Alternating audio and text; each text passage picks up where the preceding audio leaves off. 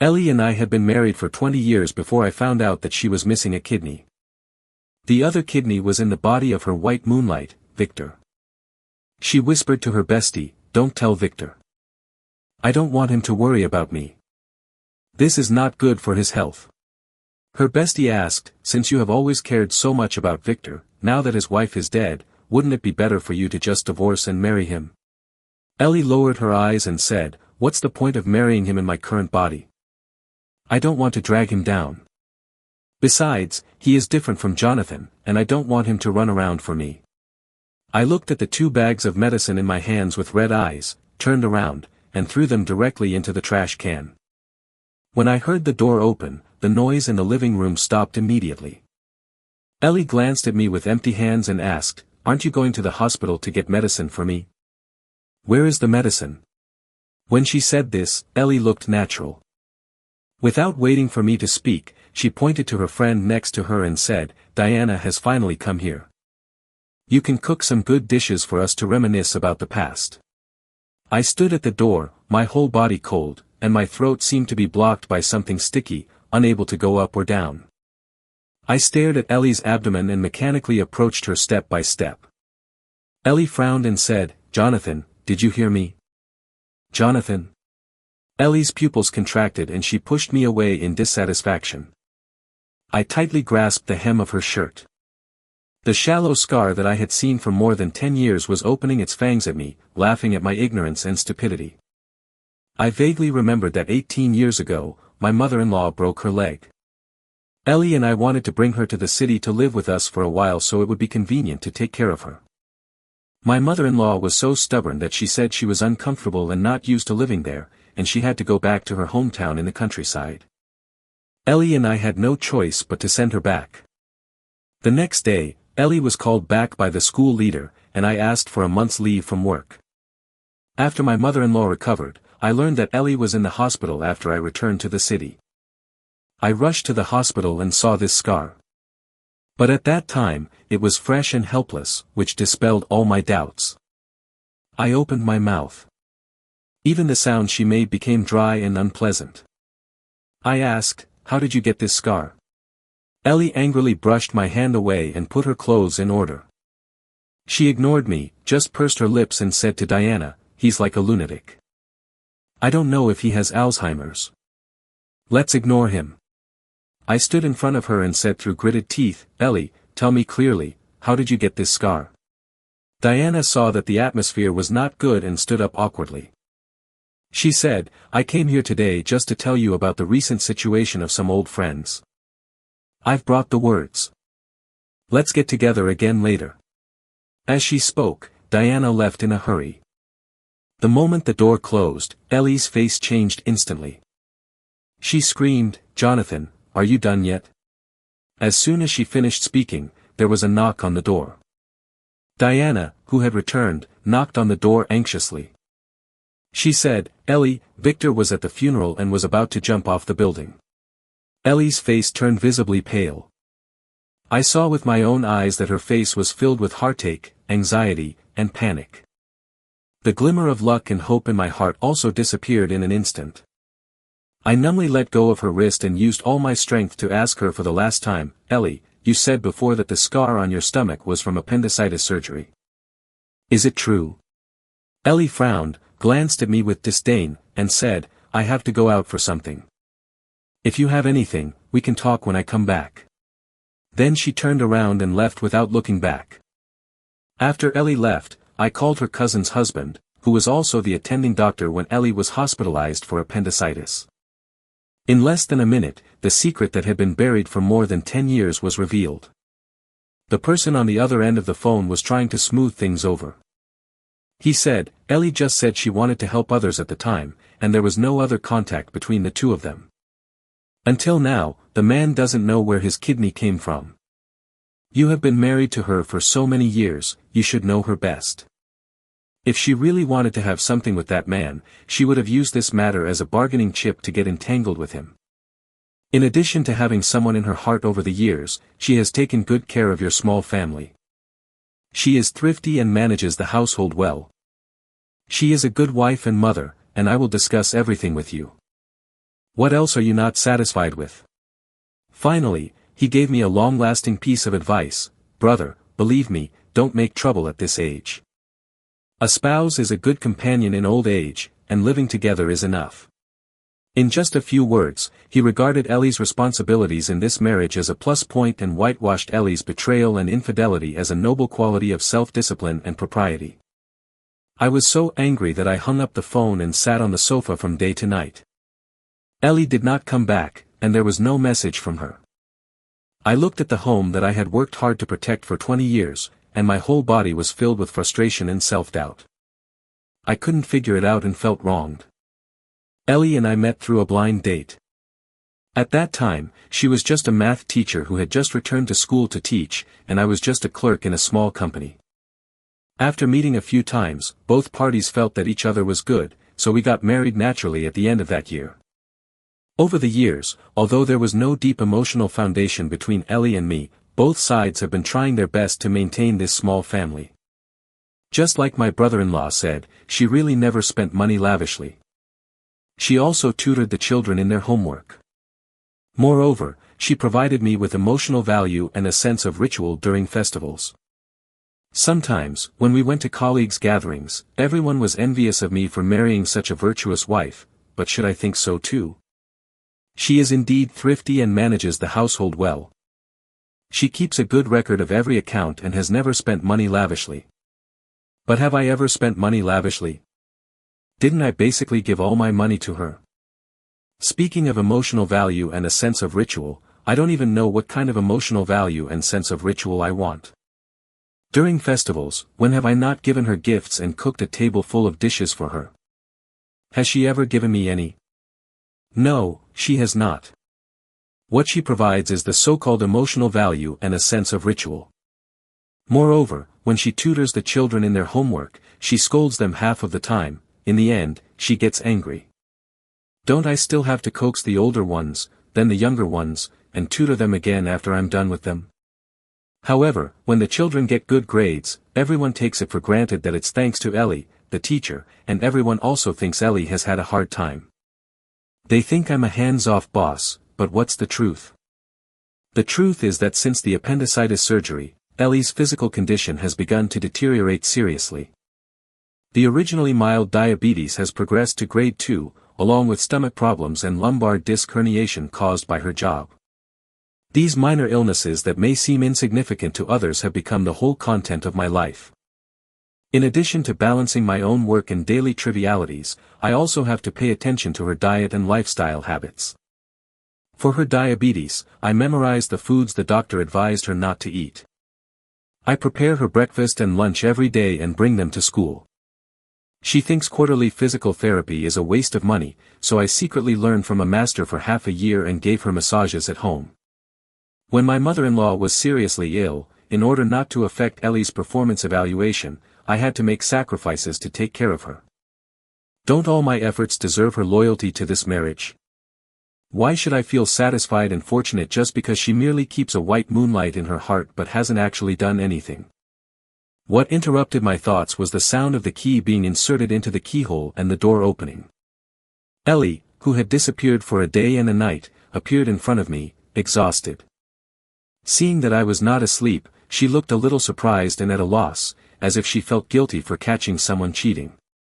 My heart tightened. The next second, a man walked in from the door.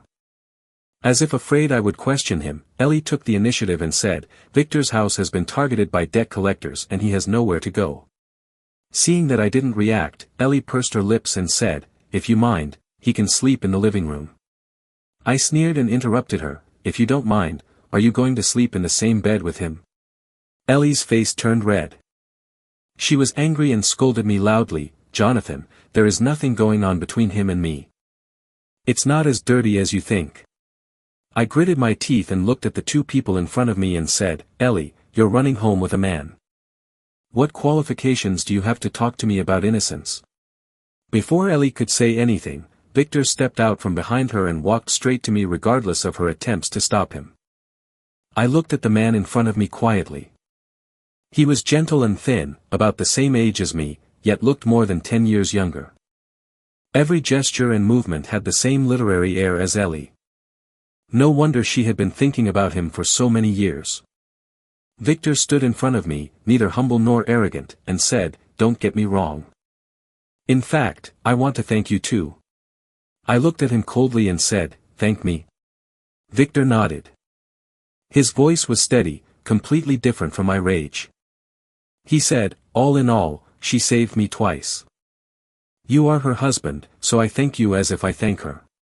After a brief pause, he glanced at Ellie with gratitude and added, "I only found out today that it was she who saved me when I had kidney failure. If she hadn't lent me the $500,000 today, I wouldn't have." Ellie quickly interrupted him and said, "Victor." She glanced at me in panic and continued, "The situation was urgent at the time, and my mind went blank. I realized it later and ran back to the room. After searching for a long time, the 2 bank cards and some cash were all gone. I looked at the woman in front of me, my body trembling violently. I picked up the water cup on the table and threw it at her. Ellie didn't dodge. The cup hit her head with a dull thud, then slid to the ground and shattered into pieces. Fresh red blood slowly flowed down her brow bone. Victor, nervous, took a tissue to wipe the blood, and his tone toward me became tough. He frowned and said, "Jonathan, no matter what, you can't hit a woman. Don't be so angry. I'll pay you back the money. If you're still worried, I can write an IOU with interest based on the market rate." As he spoke, Victor took out a pen and paper, ready to write immediately. Ellie snatched the items from his hand and looked at me angrily. She shouted, "Victor's wife just died, and the house is still occupied by someone else. How can he get the money to pay you back? Aren't you pushing him to death? Jonathan, I usually think you're quite capable, but I didn't expect that at this time, you'd be as unreasonable as a madman." I gritted my teeth and said, "I am too reasonable." I glared at Ellie, blood boiling, and said angrily, "That's why you would donate a kidney to another man without any scruples behind my back. You're left with a bunch of illnesses for me. Ask him to take your kidney out before you talk to me about fairness." Ellie was so angry that she was shaking. She suddenly raised her voice, her red eyes staring at me as if looking at a madman. She snorted and said, "You're too irrational now. Let's talk when you calm down." As she spoke, Ellie turned and was about to pull Victor away. She seemed to be stabbed by the broken glass on the floor and subconsciously took Victor's arm, and the two walked out. This scene triggered me again. I picked up the stool and smashed it once more. I shouted, "Ellie, I want to divorce you." Ellie subconsciously held Victor tighter and was hit hard by the stool. She didn't look back or refute, but just said lightly, "Okay, then it's as you wish." After Ellie left, I lay at home in a daze for 2 days. During that time, my father, mother-in-law, and son all called, but I didn't answer any of them. On the 3rd day, my son rushed back from another place. He pulled open the closed curtains, the strong light irritated my eyes, and I subconsciously raised the back of my hand to block it. My son didn't care and pulled me out anxiously. He said, "Dad, Mom fainted and is being rescued in the hospital. Hurry up." My heels felt stuck to the ground, as if filled with lead. I looked at his face numbly and asked, "Is she dead?" A trace of surprise flashed across my son's face before he reacted. His voice was filled with confusion and anger. "Dad," he said, "they told me about Mom. My mom is too soft-hearted and too kind. You know that. Why do you care about these things? Have you forgotten that she used to use her salary to support students who had no money to study?" I opened my mouth, looked at him, and said in a hoarse voice, "But she gave it to that man behind my back." Nathan interrupted me and said, "It's just 1 kidney. I wouldn't be surprised even if my mom died saving people." "Dad, what do you care about?" It was August and the heat was rolling in the room. As I listened to my son's words, a chill ran up my feet and reached the top of my head. There was a crisp sound. I raised my hand and slapped him directly on the face. My son froze in place. This was the first time I hit him after he became an adult. He paused for a long time and looked at me with an unreasonable look. He said angrily, "Mom is right. You are too controlling. You always want to show your authority by suppressing others. This family will be torn apart by you sooner or later." After that, my son didn't look at me again. He walked straight into the study, rummaged through the boxes and cabinets, took the medical insurance card and medical history materials, and left. I looked at the mess on the ground, and my eyes fell on a yellow envelope at the door of the study. An envelope that couldn't be more ordinary, as if it was carrying some kind of warning from heaven, forcing me to step closer, bend down, and pick it up. There was nothing written on the cover. I opened it with shaking hands. An A4 paper inside spread out between my fingers. The two big words, "will," caught my eye at the same time. My eyes slid down until I saw one of the lines that said, "After my death, the house in Wanlang community will be left to Mr. Victor." I stared at the date and time at the end with a dazed look. This was after Ellie fainted at school last month due to diabetes. It was signed during her hospitalization. So, when I was running around for her condition, all she could think about was Victor. I was so angry that I crumpled the paper into a ball and threw it into the trash can. "Ellie, you really have a good calculation." If I said that when I proposed divorce to Ellie before, my mind was full of reluctance and anger, then this time I was extremely calm. I contacted a lawyer friend as quickly as possible and explained my situation to him in detail, including the assets between her and me, the issue of children, and the efforts and hard work of the past 20 years. My friend was silent for a long time and said, "Jonathan, don't worry, I will definitely help you get the best benefits in this matter." I expressed my gratitude. After hanging up the phone, I calmly began to clean up my things. This was also the moment when I was most conscious in recent days. I bought this house before I got married. It is my personal property. After many years of marriage, her name was added. How could she think that she could dispose of this property at will? I decided to go back to my hometown to talk to my father. Then, when I got home with my suitcase, my father looked at me for about half a minute. He angrily accused me, saying that it is normal for couples to quarrel. How can you be so irresponsible at your age? You have no responsibility at all. Your wife is still lying in the hospital. What's the point of you coming here?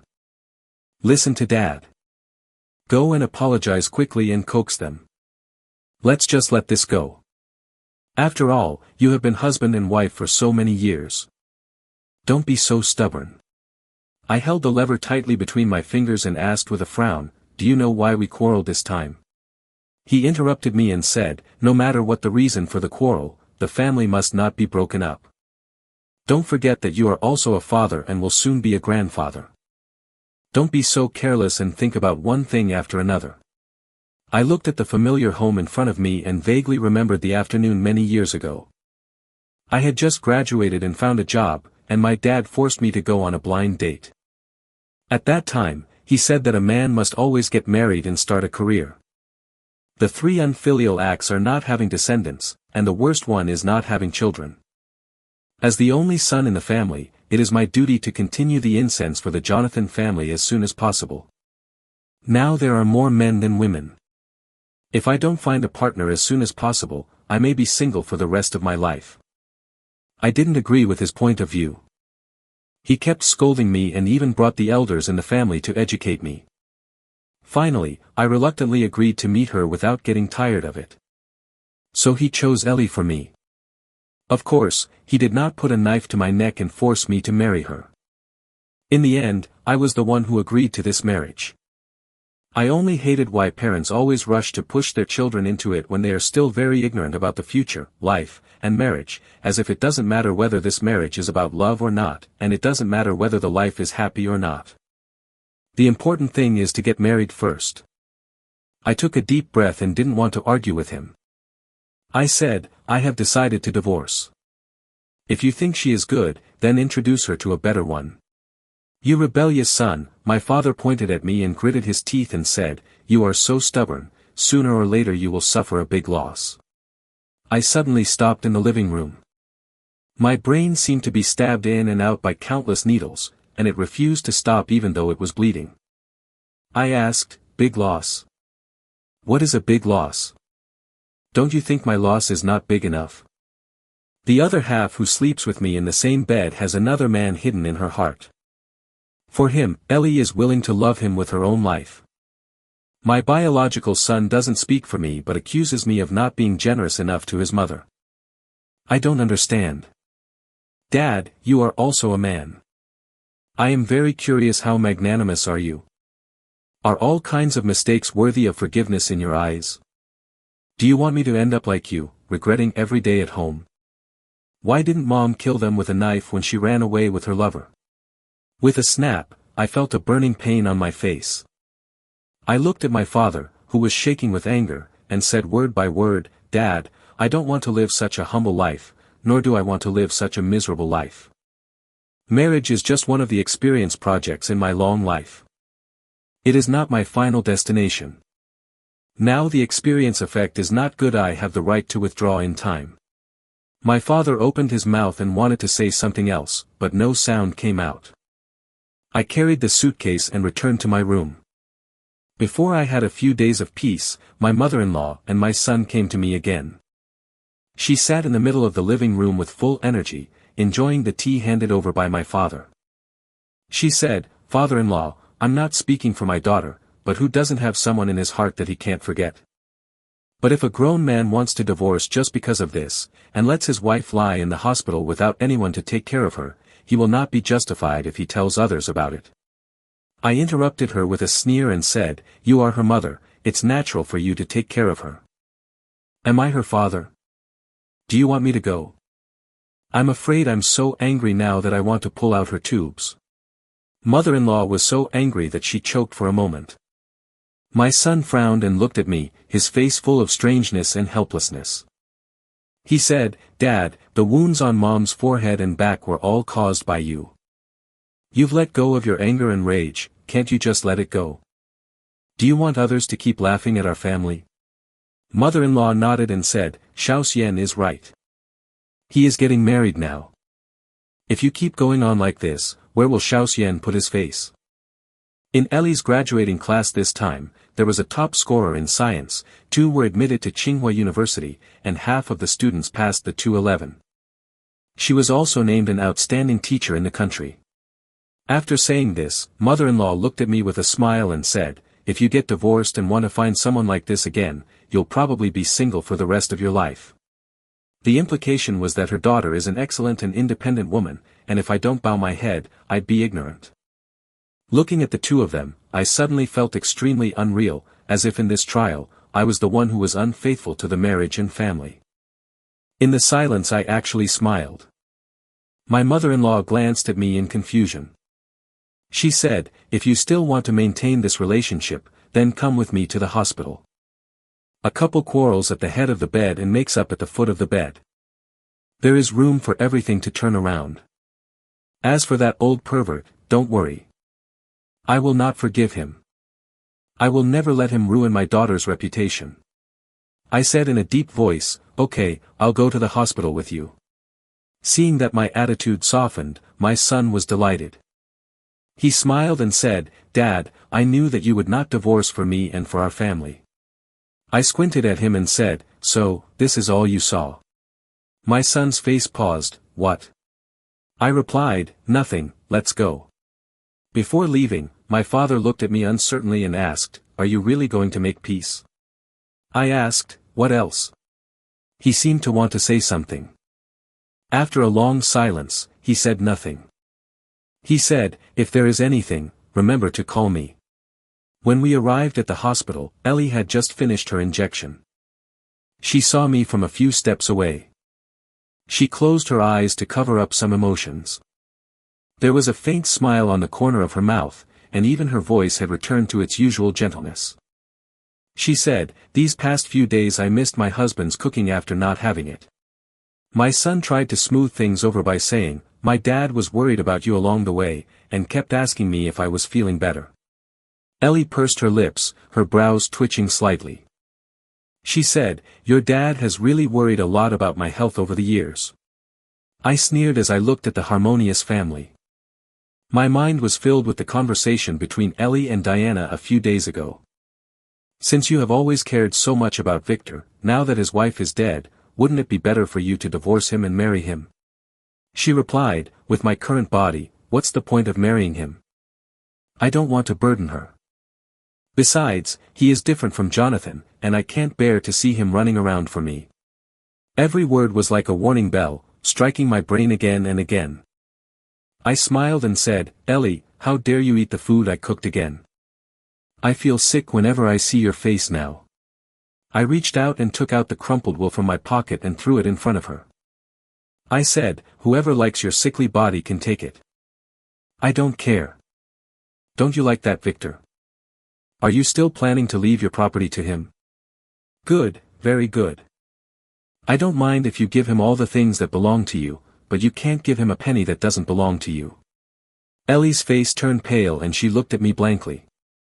She wanted to bend down to pick it up, but her son had already taken it in his hand before her. He said in a trembling voice, Mom, is this really the will you made? The son's face turned blue and red, and he looked at Ellie in disbelief. He said, you are still planning to leave the house to him, then what about me?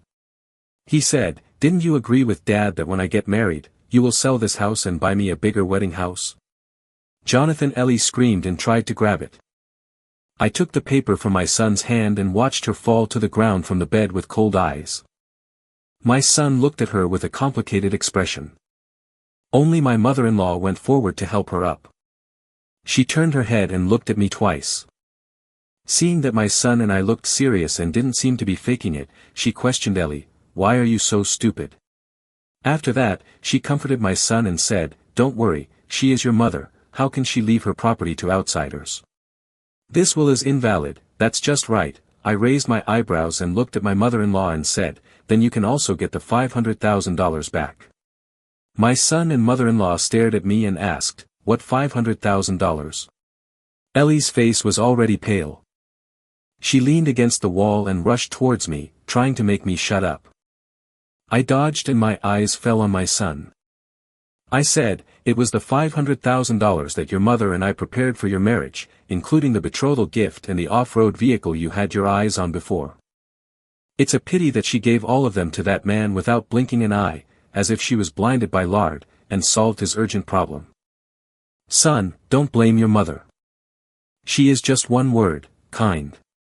I repeated the words my son accused me with sarcasm. This time, my son staggered back as if he had suffered a serious injury. He grabbed Ellie's collar angrily, his eyes were bloodshot, and he shouted, are you confused, old woman? Am I still your biological son? I smiled and said, I can testify to this matter. As for whether you are my biological son, I think we need to test it. The son threw Ellie on the bed and was shaking with anger. He shouted, where is that man? I want to find that man and get the money back. Ellie bit her lip and said, no, don't do this. Ellie coughed violently a few times. At this point, she was still speaking for Victor. She said, Victor, his life is really hard. You are working now. You have hands and feet. You can rely on yourself for everything. Without this money, you can work hard, and everything will be promising in the future. But brother Victor is different. He has nothing. The mother-in-law slapped her in the face with hatred and said, shut up. Do you still want this family? It's too late. I turned sideways and looked at the two people who had been filming at the door for a long time. I asked, how about this exclusive news? The mother-in-law looked at the man carrying a camera at the door, trembling and pointing at the other party. Who asked you to film it? Who asked you to come here? Jonathan, family disgrace should not be made public. Do you have to be so ruthless? I said calmly, I just asked them to come for an interview. This teacher Ellie who teaches and educates people. As for this ugly family, it's not me. Ellie screamed and wanted to smash the other party's camera, but her body couldn't hold on any longer. She didn't take 2 steps before she spat out a mouthful of blood. She fell straight to the ground. The scene suddenly became a mess. My mother-in-law hurriedly called for a doctor. My son watched it all with cold eyes, as if the person falling to the ground had nothing to do with him. I turned around and left the ward. My son ran out right after me, Dad. He stood in front of me with a guilty conscience and said, "I'm sorry. I shouldn't have said that to you before." Thinking of Ellie, his face turned disgusted. He said, "I never thought my mother was that kind of person. I really don't know what's in her mind." Seeing that I didn't speak for a long time, my son changed the subject and said, "Dad, you can't let Mom do this. Do you have any way to get the money back? The money is the common property of the couple." I thought about it and said, "It should be possible." My son breathed a sigh of relief and said, "That's fine. Dad. This family can't be without you." In the past, I would be very happy to hear such praise from my son. I would feel that my efforts in the family and marriage have been rewarded in a positive way. Then, in order to highlight my own value, I would work harder to maintain this marriage. But now these words that used to make me so happy now seem like a mockery of fate. Why should my self-worth be reflected in a relationship that only emphasizes self-sacrifice? I curved my lips and kept my distance from my son. I said, "Even if the money is recovered, it is still mine. You are already 25 years old. I don't ask you to take care of me in my old age, but you have to walk the road ahead on your own." A trace of shock flashed across my son's face and he said, "Dad, it's fine if you don't want Mom, but do you want me to?" I said, "There's no need to put it so nicely. If what happened today hadn't harmed your interests, you wouldn't have chased me out to say these words. What happened between me and your mom has been going on for so many days. In fact, you don't care who is right or wrong. You just want a result as long as I don't get divorced and it doesn't affect your future. What I swallowed today is intestinal perforation and poison, and it has nothing to do with you. In this case, whoever wants to take care of the father can do it. You can also recognize Victor as your father. I don't mind." After saying the last sentence, I didn't look at my son's ugly expression as if he had eaten something bad. I waved and got in the car. On the third day, news about Ellie was all over the internet. Some netizens even released a video clip of Ellie standing on the rooftop and hugging Victor a few days ago.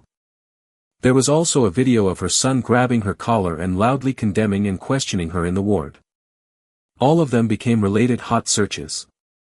In an instant, Ellie, who had been praised in the city's newspaper before, fell from the top of the mountain into the abyss. Netizens commented, "I can't believe that such a well-educated and well-mannered teacher could be so miserable. She deserves it.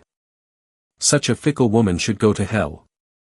I heard that this woman is not having a good time now and is paralyzed on one side of her body. It would be best if they go to hell together. Let's be reborn together in the next life and stop harming others." I looked at the netizens' indignation and continued to eat with a blank expression. The school's punishment for Ellie has not been announced yet, but the result is no longer important. Now Ellie has suffered a stroke and is paralyzed. She can't even speak clearly.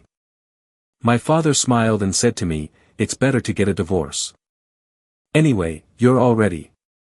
I frowned and said, "Dad," he said, okay, I won't talk about your own life. You can do it yourself." He compromised. Perhaps it was Ellie's current situation that gave him a reason to give up trying to persuade them to reconcile instead of divorce. The $500,000 that Ellie gave was not recovered until a month later through legal means. My divorce lawsuit with her has also come to an end. A friend called me and said that the house was indeed a bit difficult to deal with because of the additional name, but guess what, didn't you accidentally tell me last time that Ellie has been providing financial assistance to students with financial difficulties for a long time? Later, I asked a friend to investigate specifically. She was not providing financial assistance to students with financial difficulties, but was helping Victor pay off his debts. I was shocked. I didn't expect to hear other truths at the end of the matter. He said, "I asked someone to find out roughly. At the beginning, Victor and Ellie both graduated from normal schools. Ellie and Victor were together for a while, but after graduation, Victor's parents looked down on Ellie and forced the two to break up, and then asked Victor to marry a wife of equal status. So the two people who were separated have been connected ever since. It was also at that time that she heard that Victor had kidney failure and had not waited for a kidney source. So she donated one of her kidneys to him. Within 2 years, Yi's family went bankrupt. It might be due to the disharmony in his marriage life and the fact that he had nothing to do all day. He got addicted to gambling. From then on, he couldn't stop and owed a lot of debts. After learning about this, Ellie helped him pay off his debts in the name of financial aid. In the end, the friend cursed angrily that she should be kicked out of the house based on her transfer records. I understood it. Later, my mother-in-law and my son came to me to complain. They blamed me for being too heartless. My father thought it was too ugly and was afraid of gossip among the neighbors, so he wanted to invite someone in, but I drove them away. Later, I heard that the girlfriend my son was dating her family saw the news and hot searches and arranged a blind date for their daughter in front of their son, severely humiliating him. Their relationship ended because of this. The son was so angry that he took out his anger on Ellie. When his mother-in-law was away, he poured excrement on her every day. Once, he was bumped into by his mother-in-law, who was so angry that she questioned her son with a few words. While the son was pushing and shoving, my mother-in-law accidentally hit her head on a nail on the door frame and died on the spot. My son was sentenced to several years in prison. During the trial, my father advised me to go and see, but I refused. After getting the divorce certificate, I took a month's annual leave and went out to travel for a while. It was half a year later that I saw Ellie again. From a distance, I saw Victor scolding Ellie. I stood on the side of the road, raised my eyebrows and looked over, shocked by the change in their appearance. After not seeing each other for a few months, Victor's face was hideous and his hair was gray. He was no longer as polite as before. He cursed, "I am so unlucky. You are a burden who eats, drinks, defecates, and urinates in bed every day. You smell bad, and I feel sick when I smell it. Ellie, why don't you die yet?" Ellie was paralyzed on one side and sat in a wheelchair, spitting bubbles from her mouth. Her clothes were covered with all kinds of filth, and it was impossible to tell what she looked like before. She hung her head, and her eyes were gloomy and resentful. After the death of my mother-in-law and the imprisonment of her son, in fact, no one cared about Ellie. People in the community felt sorry for her. Originally, I wanted to send her to an orphanage. I found Victor, who was sweeping the streets. I used the money from selling my house to give him $500 a month and asked him to take care of Ellie. I didn't care how she lived, as long as she didn't die. Victor didn't want to take this job at first. He looked at me warily, as if he was afraid that I would hurt him. I smiled and said, "I don't mean anything else. I just want Ellie to feel the days with you and fulfill her wish." After scolding enough, Victor pushed her back. The moment she turned around, Ellie and I looked into each other's eyes. Her lips trembled slightly, and all kinds of emotions were intertwined in her cloudy eyes: embarrassment, regret, shame, and anger. But these had nothing to do with me anymore. I continued to work for $5,000 and lived a single life without a woman.